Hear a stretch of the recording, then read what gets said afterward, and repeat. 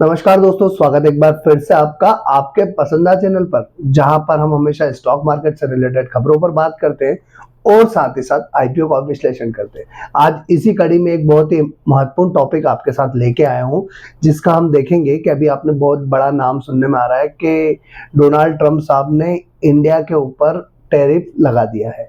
अब आज हम इस वीडियो में समझेंगे कि टैरिफ क्या है और वो जो नाम दे रहे हैं डिस्काउंटेड रेसिप्रोकल टैरिफ, वो क्या है वो समझेंगे, और किन सेक्टर में इंडिया के किन सेक्टर्स के स्टॉक के ऊपर इसका ज्यादा इफेक्ट देखने को मिलेगा, और तमाम सारी बातें इस टॉपिक से रिलेटेड हम इस वीडियो में समझने की कोशिश करेंगे। उससे पहले मैं हूं आपका दोस्त राजेंद्र सिंह गौड़, और चैनल सब्सक्राइब नहीं किया हो तो चैनल सब्सक्राइब कर लीजिएगा। और दोस्तों, अगर आप स्टॉक मार्केट में काम करते हैं तो ये वीडियो आपके लिए बहुत ही इंपॉर्टेंट होने वाला है, तो अंत तक जरूर देखिएगा। दोस्तों, डोनाल्ड ट्रंप साहब ने अभी एक अनाउंसमेंट किया है जिसमें उन्होंने 26% डिस्काउंटेड रेसिप्रोकल टैरिफ इम्पोज किया है। 100 से ज्यादा कंट्रीज के ऊपर किया है, जिसमें इंडिया के ऊपर 26% का जो है टैरिफ उन्होंने लगाया है। अब सबसे पहले तो हम समझते हैं कि टैरिफ एग्जैक्टली होता क्या है। तो टैरिफ की बात की जाए तो कोई भी एक कंट्री दूसरी कंट्री से अपने यहाँ कोई चीज इंपोर्ट करती है तो उस पर लगने वाला जो टैक्स है उसे टैरिफ कहा जाता है। अब ये टैरिफ यूएस ने क्यों इंप्लीमेंट किया? तो दोस्तों, जब ट्रम्प साहब ने इलेक्शन के टाइम पर अनाउंस किया था कि जो है यूएस फर्स्ट पॉलिसी को वो इंट्रोड्यूस करेंगे, और उसका फायदा जो है यूएस में मैन्युफैक्चरिंग जो कंपनीज है उनको मिलेगा, यूएस की जो डिपेंडेंसी दूसरी कंट्रीज पे वो कम होगी। तो इसी कड़ी में उन्होंने ये इम्पोज किया। अब इसका हमारे इंडियन स्टॉक मार्केट पर क्या इफेक्ट गिरता है? तो सबसे पहला अगर हम देखें सेक्टर वाइज बात करें तो आईटी सेक्टर एक ऐसा सेक्टर है जिसकी हमारे आईटी सेक्टर की यूएस पर डिपेंडेंसी काफी ज्यादा है।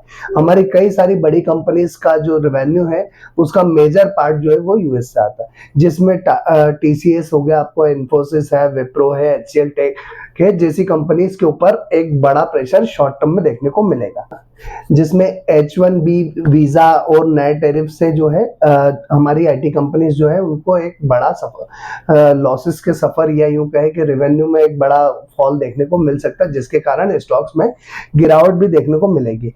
आज अगर हम बात करें तो मार्केट की बात करें, यूएस मार्केट की, तो अराउंड 4% के आसपास यूएस मार्केट में मंदी देखने को मिली। 1300-1400 पॉइंट के आसपास यूएस मार्केट गिरे। दूसरे दिन गिरे, पहले दिन गिरे थे उस रिकवर हुए, और दूसरे दिन फिर से गिर गए। तो आज का दिन काफी इंपॉर्टेंट होगा। अगर आज भी फॉलोअप सेलिंग आती है तो ओवरऑल मार्केट फिर थोड़ा सा यहाँ से खराब होने जा सकता है।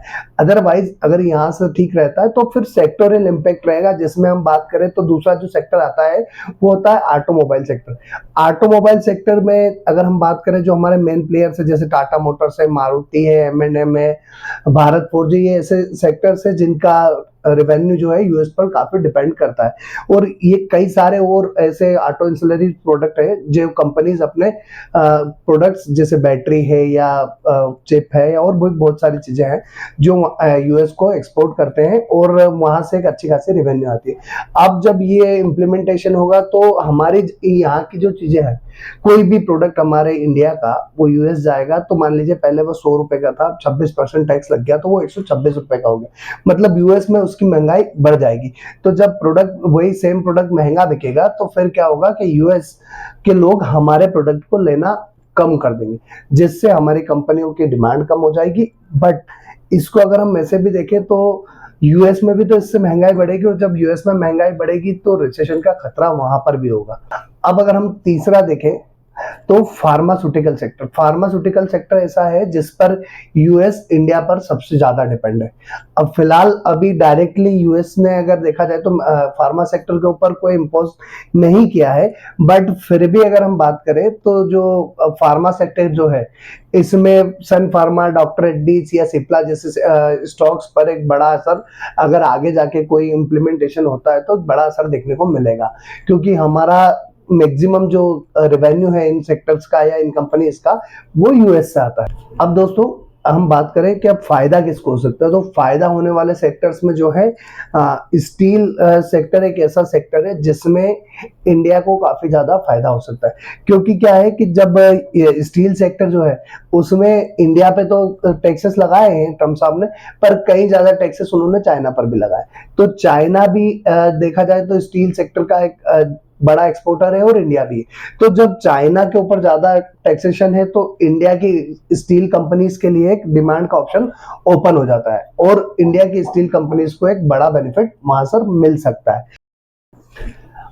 अब बात करते हैं टेक्सटाइल और गारमेंट सेक्टर की। टेक्सटाइल और गारमेंट सेक्टर की बात करें तो यहाँ पर रिलायंस अरविंद लिमिटेड जैसे दिग्गज, जो कि अमेरिका ने चीन के टेक्सटाइल पर भी जो है टैरिफ वो बढ़ाया है और स्टील पर भी बढ़ाया, तो यहाँ भी इंडिया को एक बड़ा बेनिफिट मिल सकता है। तो ऐसी कंपनीज जो जिनका एक्सपोजर चाइना को कॉम्पीट करते हुए यूएस में ज्यादा है, उन कंपनी के शेयर में भी एक लंबे रन में एक अच्छी तेजी देखने को मिल सकती है। जिसमें अगर हम बात करें कंपनीज की तो अरविंद है, रेमंड है, रिलायंस है, ऐसी तमाम सारी कंपनीज है। और साथ ही साथ एक और सबसे इंपॉर्टेंट सेक्टर एग्रीकल्चर और फूड प्रोसेसिंग, जिसमें आईटीसी और टाटा कंज्यूमर जैसे दिग्गज कंपनीज वर्किंग में है। अमेरिका ने चीन से आने वाले मसाले, चाय और सोयाबीन के इंपोर्ट कम भी किया है और साथ साथ टैक्सेशन भी बढ़ाया है, जिसके कारण से भारत से इंपोर्ट होने वाले जो चाय है या फिर हम बात करें सोयाबीन है और भी तमाम सारे प्रोडक्ट जो यूएस इंडिया से इंपोर्ट करता है, वहां पर भी एक हमें बड़ी तेजी देखने को मिल सकती है और वहां डिमांड क्रिएट होने की संभावनाएं काफी ज्यादा है।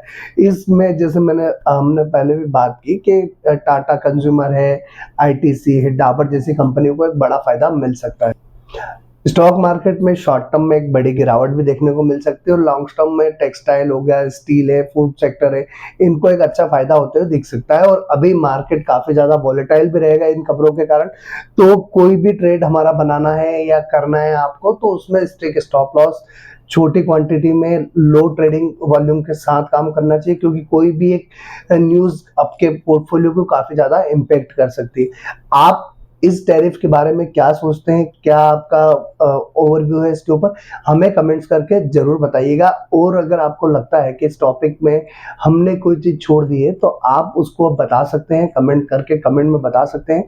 और दोस्तों ऐसे ही तमाम सारे लेटेस्ट अपडेट और वीडियोस के लिए हमारे साथ जुड़े रहें और हमें फॉलो करना ना भूलें। तो आज के लिए इतना ही, फिर मिलते हैं अगले वीडियो में, तब तक के लिए जय हिंद।